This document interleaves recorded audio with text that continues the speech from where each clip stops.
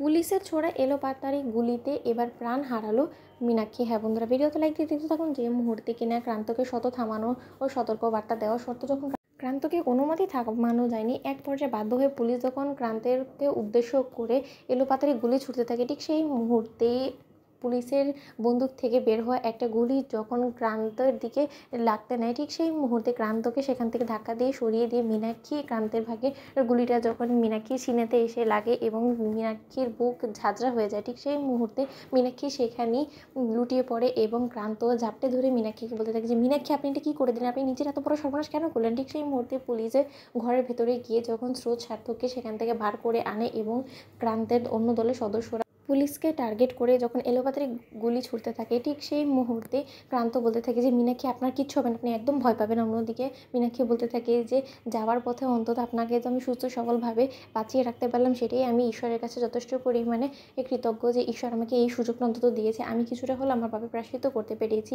ক্রান্তবাবু, আপনি ভালো থাকবেন। ঠিক সেই মুহূর্তে ক্রান্ত বলতে থাকে যে মীনাক্ষী, আপনার কিচ্ছু হবে না। ঠিক এই কথা বলতে বলতে মীনাক্ষী যখন দুম করে জ্ঞান হারিয়ে ফেলে, ঠিক সেই সময় এক মুহূর্তে অপেক্ষা না করে ক্রান্ত যখন মীনাক্ষীকে নিয়ে হসপিটালে পৌঁছায় এবং হসপিটালে চিৎকার করে গোটা হসপিটাল মাথায় করে ফেলে এবং বলতে থাকে যে ডক্টর কোথায়, এক্ষুনি বলুন ডক্টর কোথায়, এক্ষুনি ডক্টরকে ডেকে আনুন। ঠিক সেই মুহূর্তে ডক্টর চলে আসা মাত্রই যখন মীনাক্ষীকে রক্তাক্ত অবস্থায় দেখে, তখন ডক্টর বলতে থাকে যে এটা তো পুলিশ কেস, এই কেসটা কোনোভাবে আমি নিতে পারবো না, এখন ওনার চিকিৎসা করা যাবে না যতক্ষণ পর্যন্ত না পুলিশ এখানে এসে পৌঁছে যায়। ঠিক সেই মুহূর্তে ক্রান্ত বলতে থাকে যে আর একটা বেশি কথা বলার চেষ্টা করুন, এখানে একবার জ্যান্ত পুঁতে রেখে দেবো, এখানেই একদম শেষ করে দেবো। যদি ও মীনাক্ষী বিনা চিকিৎসায় মরে তাহলে কিন্তু আমার থেকে খারাপ কেউ হবে না, তাই যেটা করতে বলছি সেটা এক্ষুনি করুন, এক্ষুনি ওকে ওটিতে নিয়ে ওর ভেতরে লাগা এই গুলিটা বের করার চেষ্টা করুন। যদি কোনো মতে এই রুগীর কোনো কিছু হয়ে যায় তাহলে আমার থেকে খারাপ কেউ হবে না, এই কথাটা মাথায় রাখবেন। আমি কে সেই পরিচয় দেওয়ারও আমার মনে হয় না আর অপেক্ষার আছে।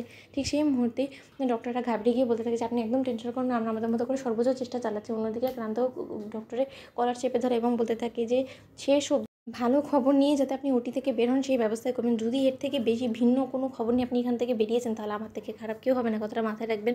অন্যদিকে এই কথা বলা মাত্রই যখন ডক্টর মীনাক্ষীকে অপারেশন থিয়েটারে নিয়ে যায়, ঠিক সেই মুহূর্তে ডক্টর বলতে থাকে অনেকটা রক্তক্ষরণ হয়ে গিয়েছে, আমাদেরকে এক্ষুনি ইমার্জেন্সি ব্লাডের অ্যারেঞ্জমেন্ট করতে হবে, নয়তো বা কোনো মতেই পেশেন্টকে বাঁচানো যাবে না। অন্যদিকে ওটি থেকে বের হওয়া ডক্টররা ক্রান্তকে বলতে থাকে যে দেখুন, পেশেন্টের যথেষ্ট পরিমাণ ক্রিটিক্যাল কন্ডিশন, উনি শ্বাস নিতে পারছে না, তার থেকে বড় কথা অনেকটা ব্লিডিং হয়ে গেছে এবং আমাদের এক্ষুনি ইমার্জেন্সি একটা ব্লাড লাগবে এবং ব্লাড ওনাকে না দেওয়া পর্যন্ত ওনাকে কোনো মতে আমরা সুস্থ করতে পারবো না এবং ওনার অপারেশন কন্টিনিউ করতে পারবো না। তাই আপনি যেখান থেকে পারেন না কেন প্রয়োজনে ব্লাড ব্যাঙ্কে ছুটে যান, কিন্তু যে করেই হোক না কেন ব্লাডের অ্যারেঞ্জমেন্ট করুন। ঠিক সেই মুহূর্তে ক্রান্তর অন্য দলের সদস্যরা বলতে থাকে যে ক্রান্তদা, এই মেয়ের ব্লাড গ্রুপের সঙ্গে আমার ব্লাড গ্রুপ মিললেও মিলতে পারে, আমি বরঞ্চ ডক্টরের সঙ্গে যাই। অন্যদিকে ডক্টর বলতে থাকে যে তাহলে এক মুহূর্ত দেরি করা যাবে না, চলুন এক্ষুনি, আপনার যত তাড়াতাড়ি ব্লাড দেবেন তত তাড়াতাড়ি আমরা আমাদের কাজটা শুরু করতে পারবো। ঠিক সেই মুহূর্তে ক্রান্ত থেকে তাকিয়ে দেখছিস কি এক্ষুনি যা, তো বন্ধুরা লাইক আমি শেয়ার করে সাবস্ক্রাইব করতে ভুলো না।